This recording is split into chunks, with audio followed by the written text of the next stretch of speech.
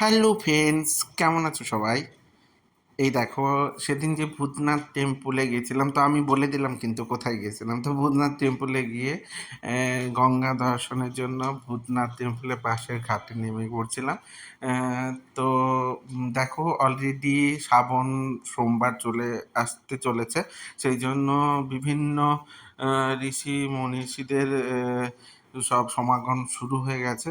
দেখো, ঘাটে অনেকেই বসেছিল, তার সঙ্গে সঙ্গে অনেকেই স্নান করছিল।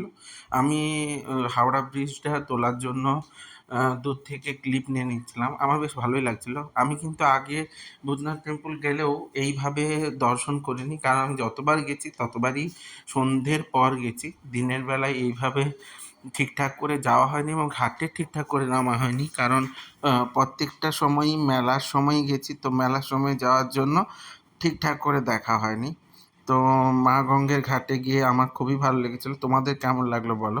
যদি ভালো লেগে থাকে তাহলে লাইক, কমেন্ট, শেয়ার করে দিও। আর ইউটিউব থেকে দেখলে অবশ্যই সাবস্ক্রাইব করে দিও এবং যদি বেল আইকনটা টিপে দাও তাহলে আমার ভিডিওগুলো তোমরা পেয়ে যাবে। ভালো থেকো, সাথে থেকো, সঙ্গে থেকো, জুড়ে থেকো। টাটা।